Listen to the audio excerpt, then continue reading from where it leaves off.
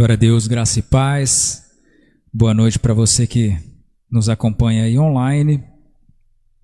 Se você quiser, você pode já estar abrindo a sua Bíblia aí lá em Tiago. Tiago no capítulo 5.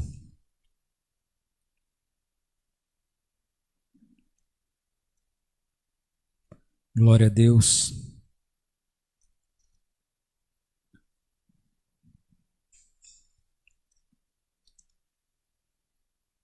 É interessante, esse hino ele fala um pouco da maturidade de ser cristão, né?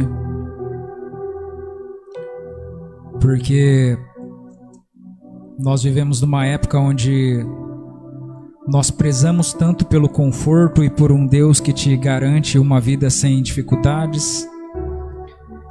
E você falar que você está disposto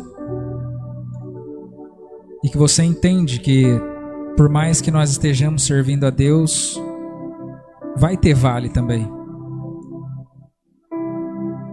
Mas nada disso vai fazer com que nós venhamos a nos desanimar ou que venhamos a deixar de crer no Deus que nós servimos. E pensando sobre isso, é interessante analisar que todos nós, nós esperamos por um algo. Todos nós, a gente busca um algo da parte de Deus, né? Nós temos desejos, nós temos petições, nós temos necessidades também.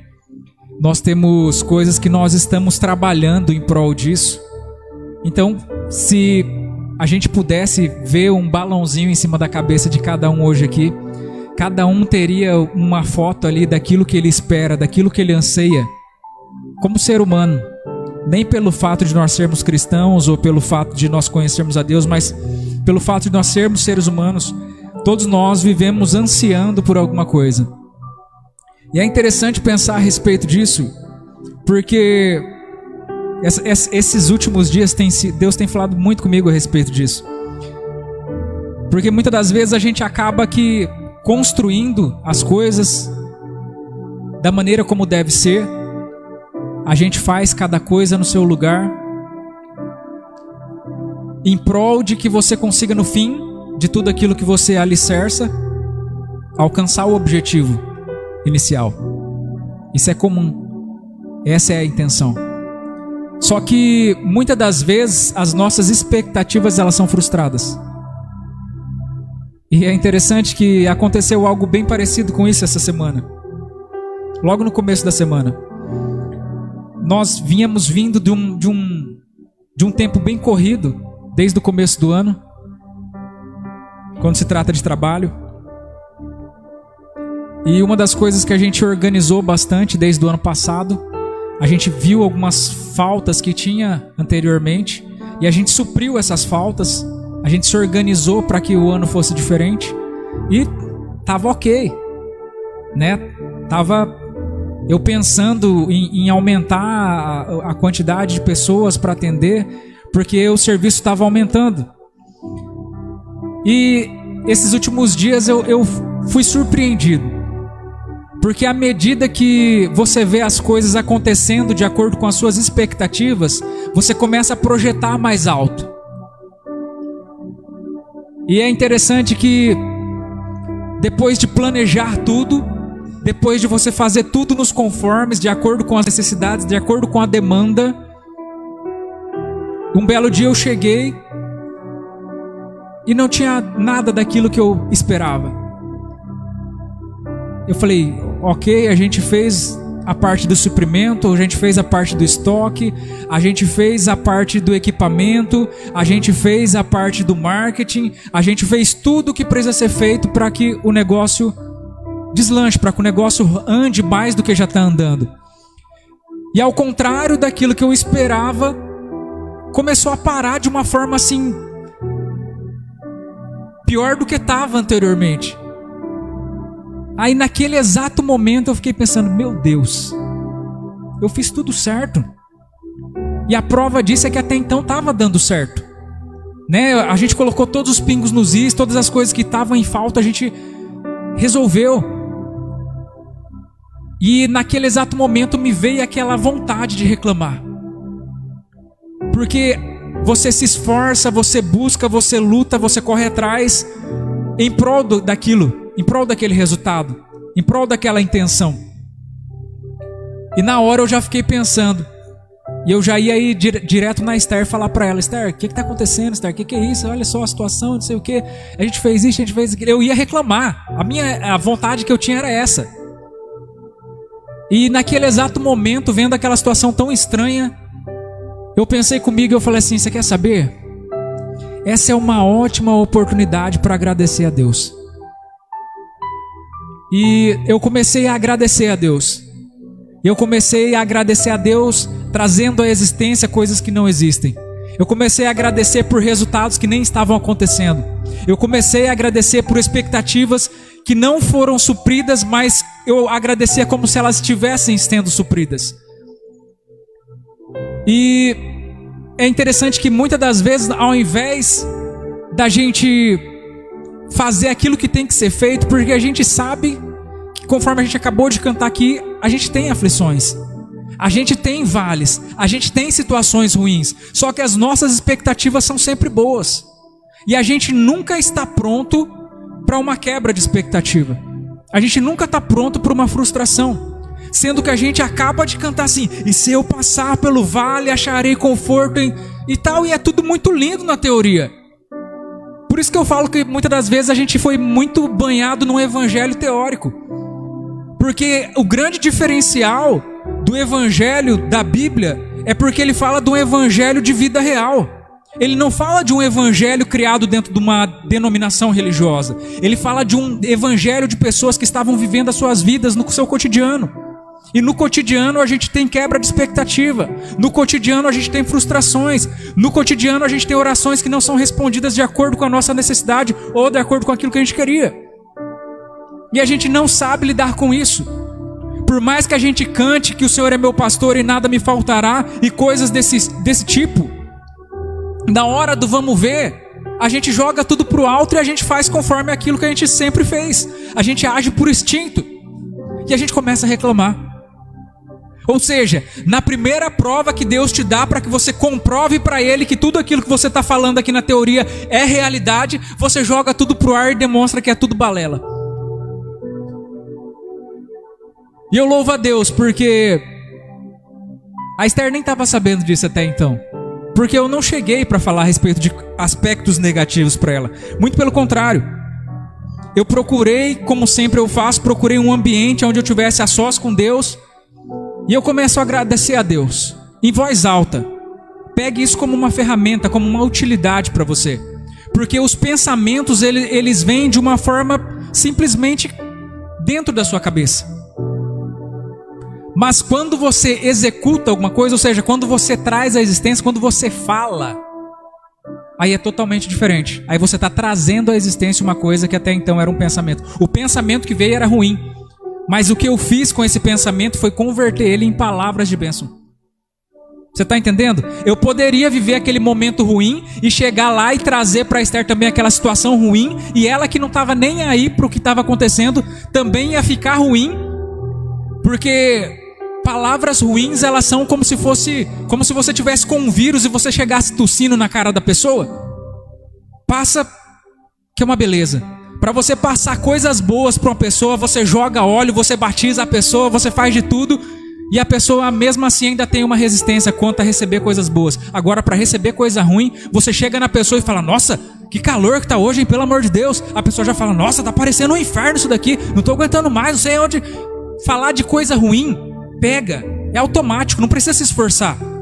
Agora, para você conseguir transmitir o bem, você tem que se exercitar bastante, para que você consiga ter sucesso, para que você consiga ter êxito nisso. E uma das coisas que eu tenho aprendido de Deus, e que eu acho que foi importante para mim, em todo esse processo, é que por mais que eu tivesse traçado uma métrica a respeito de tempo, a respeito de quando eu ia conseguir alcançar os meus resultados e daquilo que eu planejava, foi como se eu recebesse de Deus assim, como se eu falasse: Deus, o Senhor não está vendo? Eu fiz tudo que tinha que ser feito.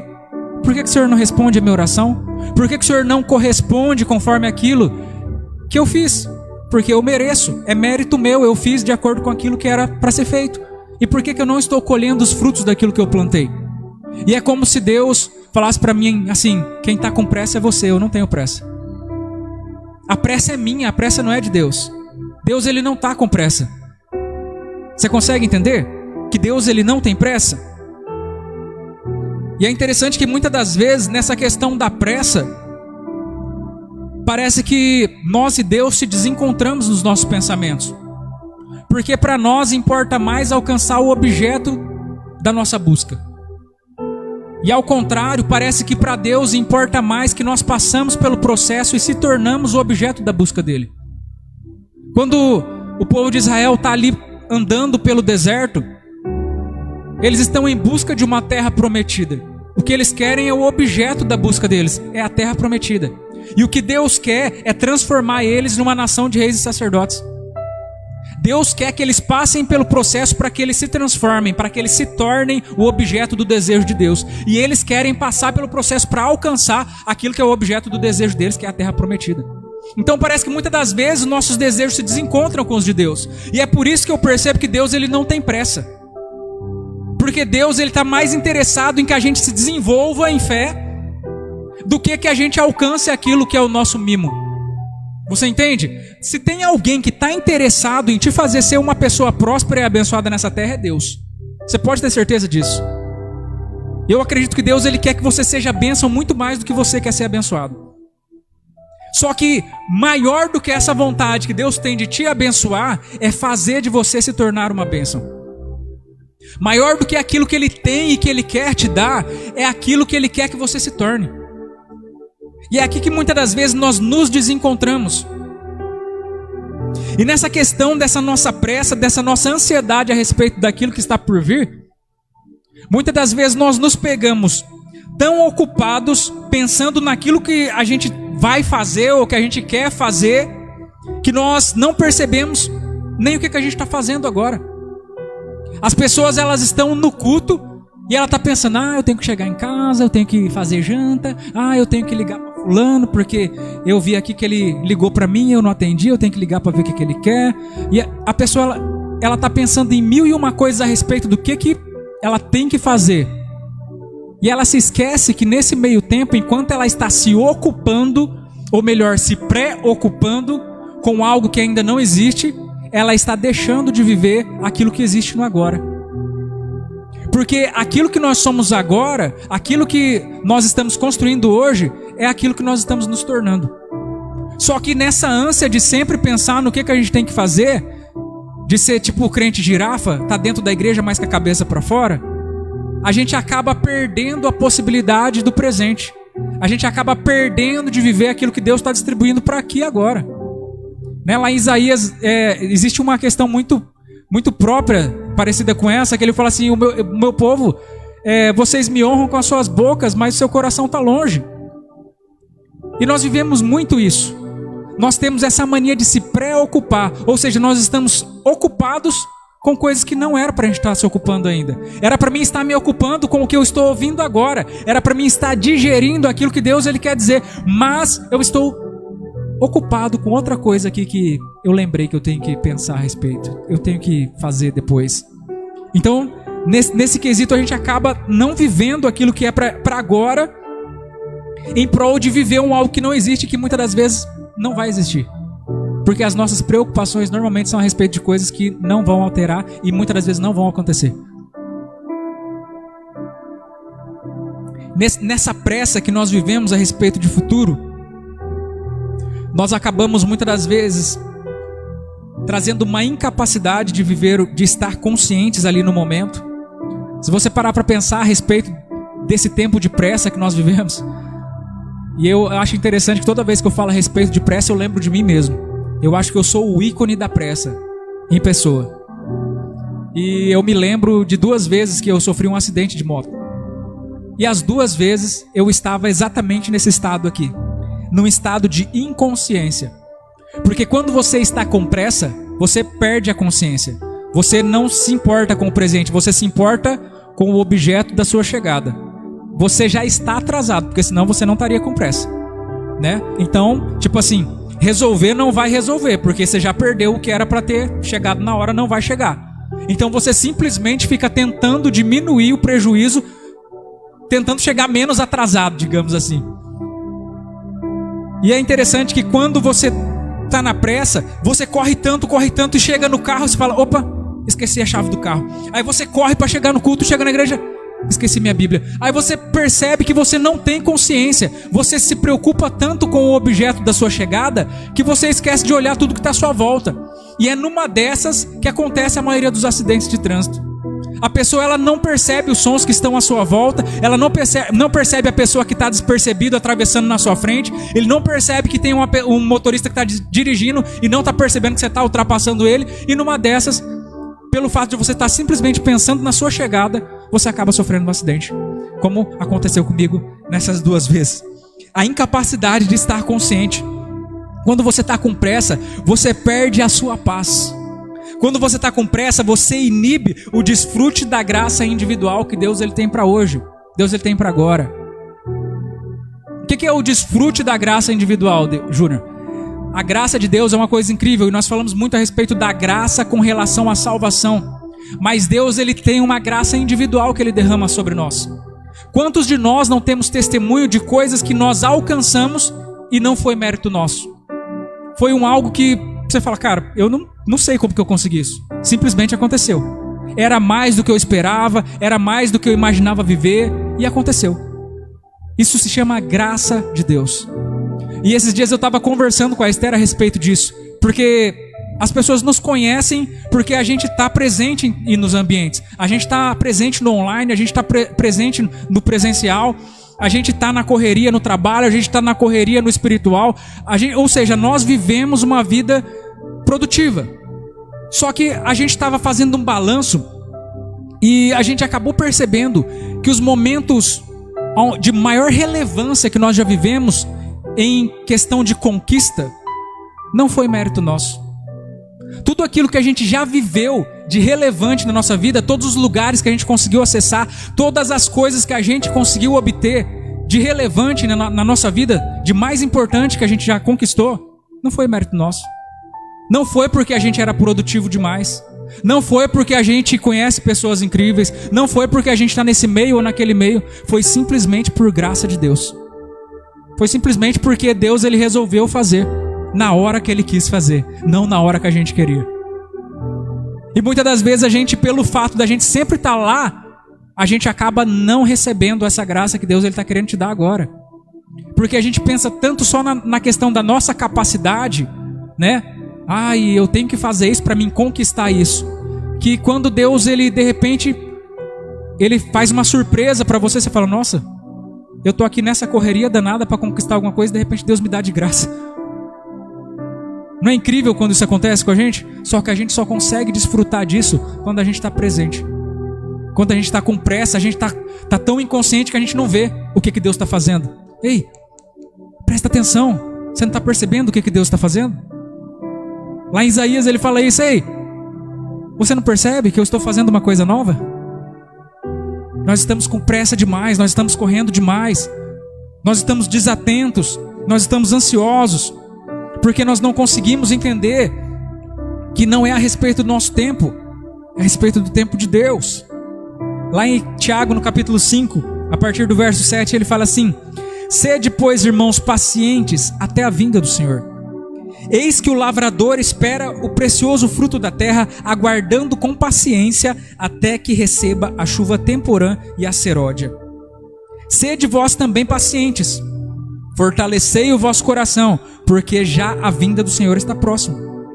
Irmãos, não vos queixeis um contra os outros, para que não sejais condenados. Eis que o juiz está à porta.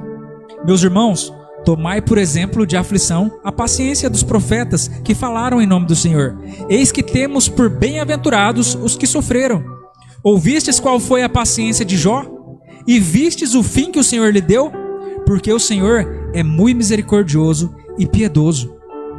É interessante se pensar que a paciência não é esperar.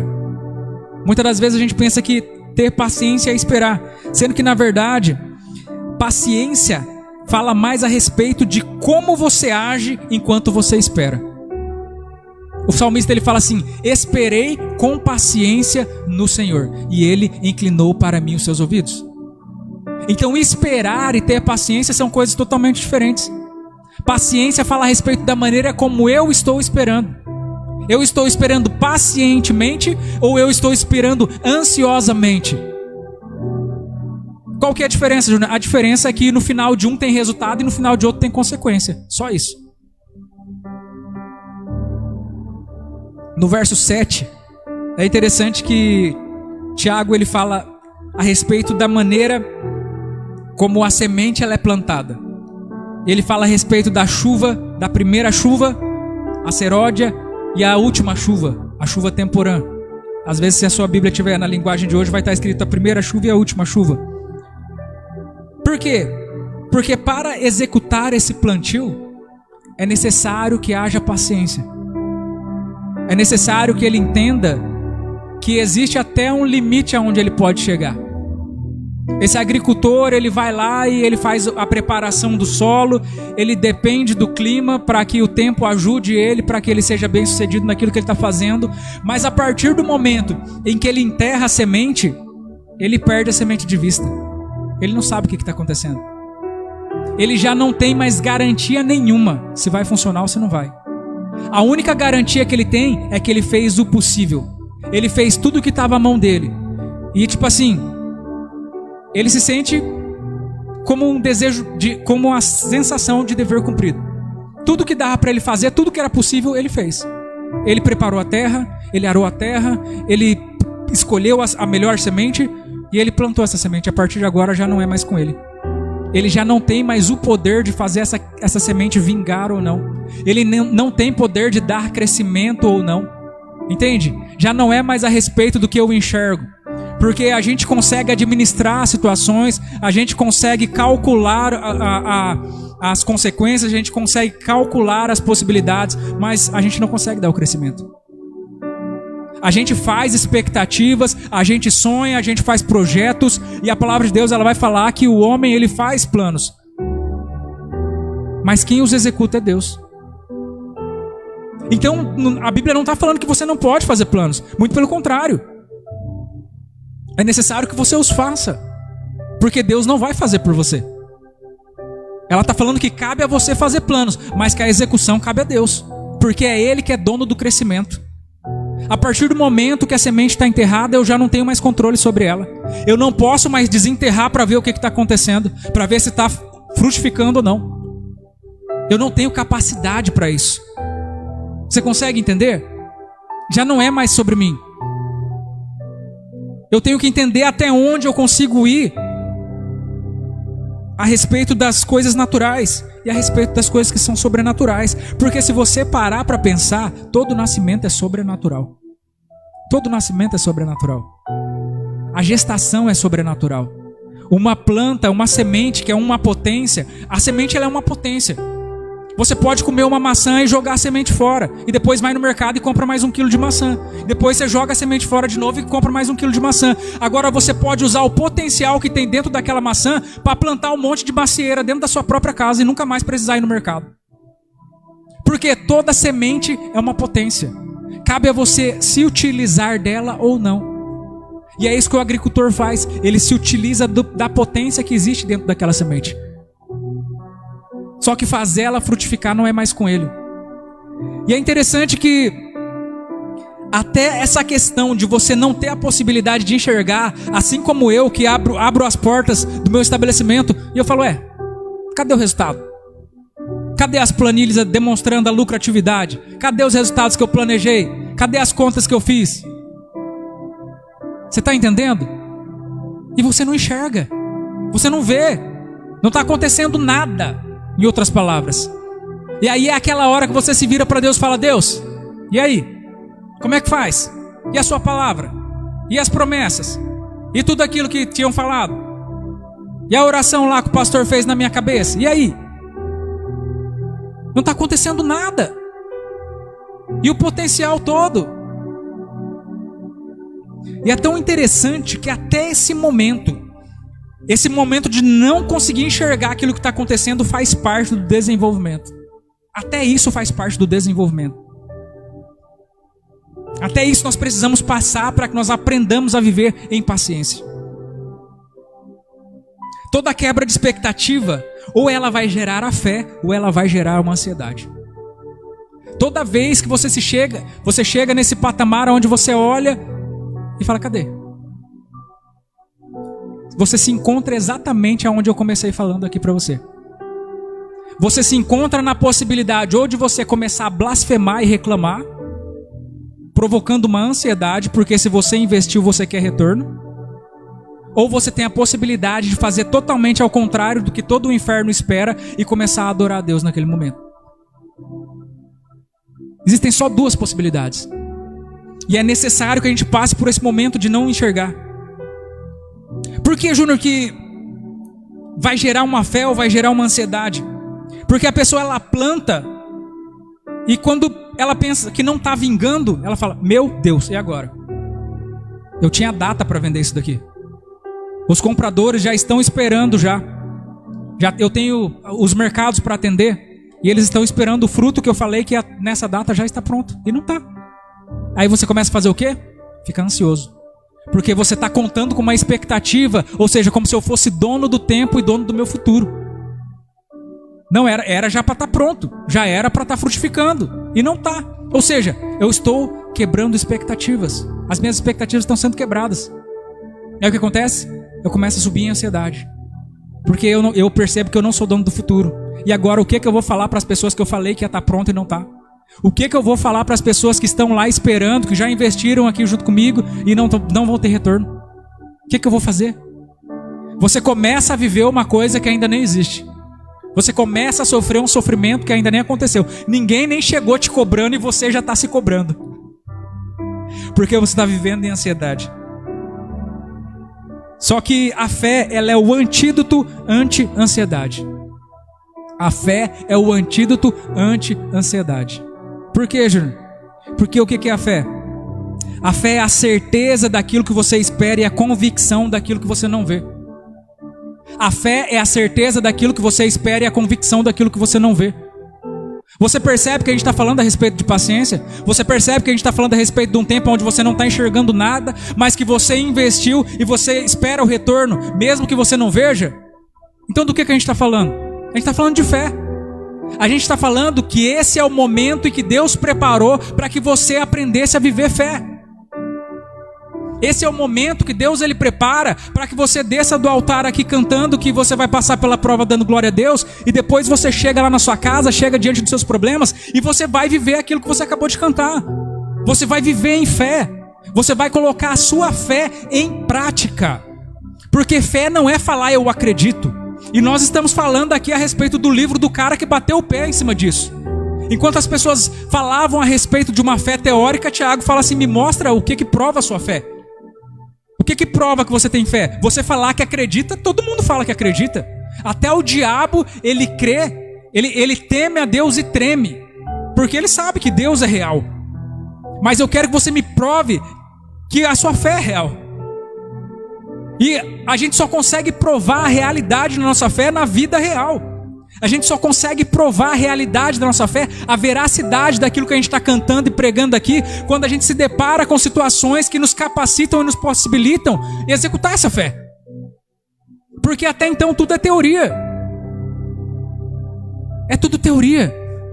Não muda nada, não cresce nada. É sempre o mesmo.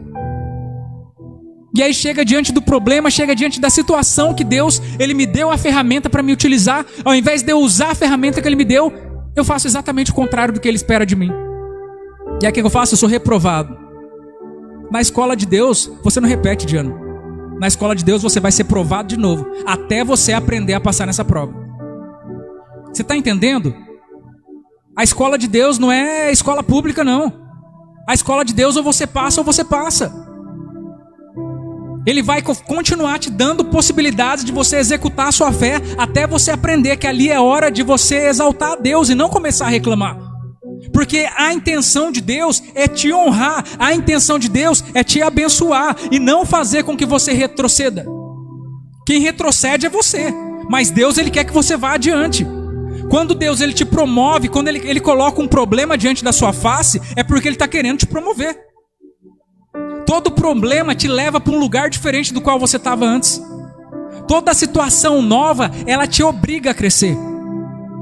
Por mais que a gente não queira isso. A gente fala, Deus, eu quero crescer, mas se possível, sem problemas. Só que isso não existe. Toda vez que a criança ela muda de série, ela passa de ano, ela vai ter problemas novos agora. Quando a gente estava na primeira série, a gente achava que a dificuldade era fazer continha de mais e de menos. Aí depois a gente chega na terceira série, a gente fala, meu Deus do céu, tem um negócio lá de porcentagem, né? Aí depois você chega no colegial, aí começa uns negócios, uma lousa inteira de fórmula, e você fala, misericórdia. E você percebe que quanto mais o tempo passa, mais difícil fica. Por quê? Porque eu estou sendo capacitado. Eu estou crescendo. Já não é mais como era antes.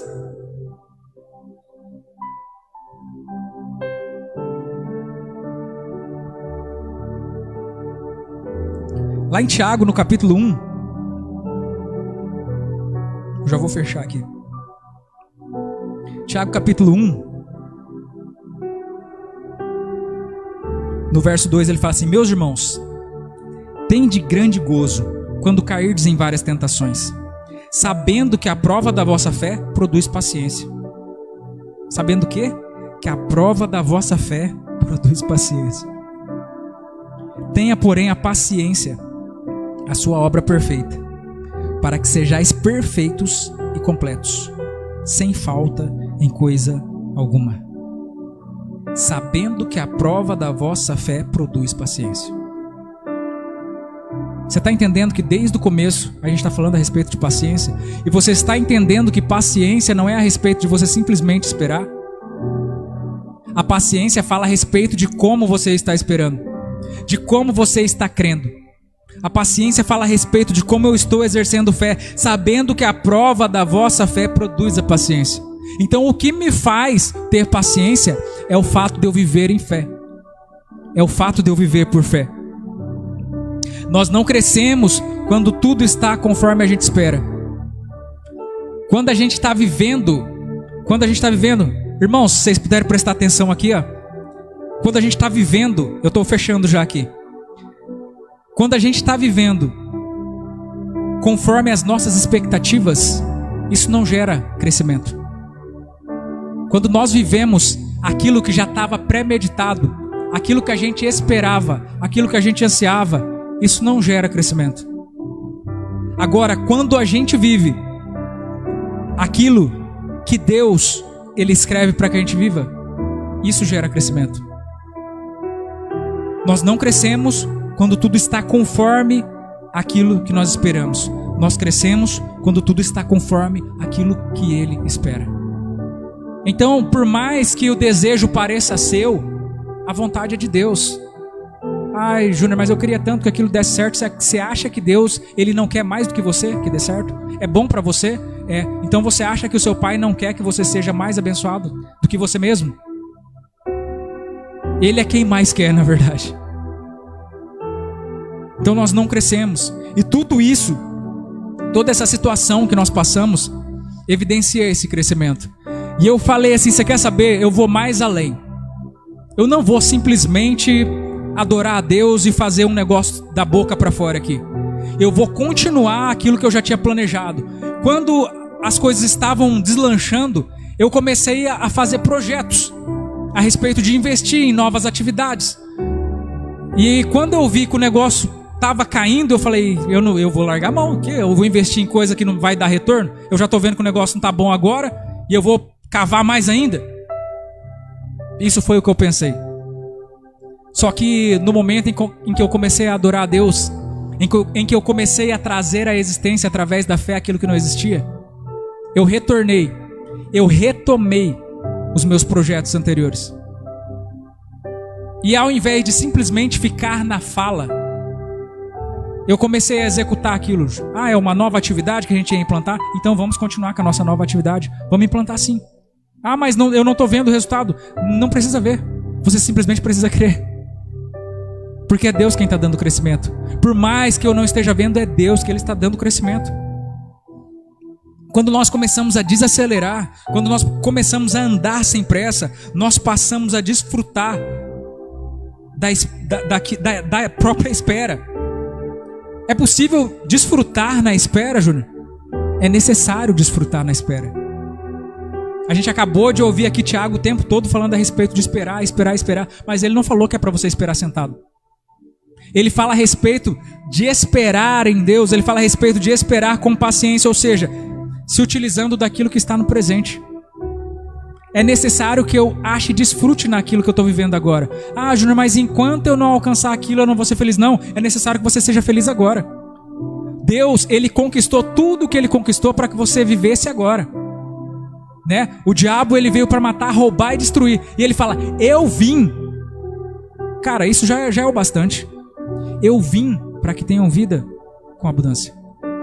Eu já vim para que você tenha vida com abundância. Não é para que você espere mais para frente, ir para o céu e acabar os problemas. Não, eu vim para que você tenha vida com abundância. Eu estou falando de presente. Eu estou falando que eu já fiz o que eu tinha que fazer para que você viva o que você tem que viver. Não é para que você espere mais alguma coisa. Não é para que quando aquilo acontecer. Não é a respeito de uma ansiedade, de uma possibilidade, de uma coisa que às vezes nem vai acontecer. Eu estou falando de viver o que Deus ele tem preparado para mim agora. Por mais que eu não esteja vendo. A maioria das coisas que a gente não acessa em Deus é pelo fato de que a gente não está vendo. E a gente quer que Deus ele haja no natural, sendo que Ele é especialista em agir no sobrenatural. O fato de nós não estarmos vendo não quer dizer que Ele não esteja fazendo. Nós precisamos estar atentos para isso.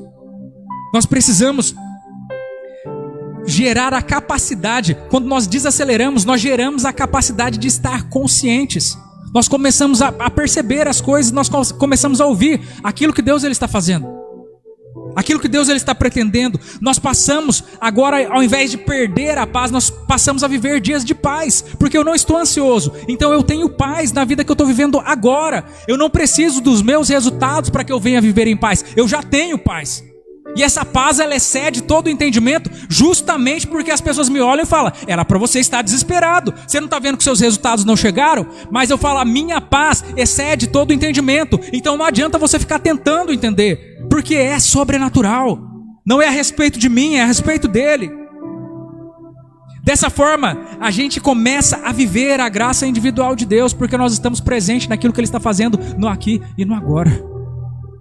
É a respeito disso que fala a esperança que Tiago tanto prega nesse livro dele. Eu vim para que vocês tenham vida, mas não simples vida, para que vocês a tenham em abundância. Eu gostaria que você ficasse de pé. Meu Deus, quanta coisa, né? O livro de Tiago, para quem depois quiser dar uma lida aí, é um livro muito prático. Tiago, ele é meio que antiteórico, né? Ele fala a respeito do evangelho na prática. Depois você pode estar lendo, são 5 capítulos só. Espírito Santo de Deus, nós te agradecemos, Pai, pela vida da sua igreja, nós te agradecemos por cada pessoa que aqui se encontra, nós te agradecemos por cada família aqui representada, nós te agradecemos, Pai amado, por cada pessoa. Esse mês é um mês tão representativo pra gente, mês de aniversário da igreja, mês de aniversário do pastor, mês de aniversário da Esther, mês de aniversário da Laura e tantos outros irmãos que não estão presentes aqui. Então eu te peço, Deus, que o Senhor esteja trazendo, Pai amado, a sua bênção sobre a vida dessas pessoas. Eu te peço, Pai amado, que o Senhor esteja olhando com carinho, que o Senhor esteja atentando os seus ouvidos para o clamor deles, para, Pai, que eles possam viver aquilo que eles têm tanto esperado, aquilo que eles têm tanto pedido para o Senhor, para que o Senhor possa estar administrando, Pai amado, os dias deles, para que nós venhamos aprender a contar os nossos dias. Eu te peço, Pai, que o Senhor esteja abençoando toda a sua igreja, todo esse povo, Pai amado, que tem cooperado direta e indiretamente para que todo esse trabalho venha acontecer. Eu te peço que o Senhor esteja entrando nos lares, o Senhor esteja abençoando essas pessoas que assistem das suas casas, assistem nos seus trabalhos, assistem muitas das vezes já a gravação. Eu te peço, Pai, que o Senhor esteja atuando poderosamente nessas vidas.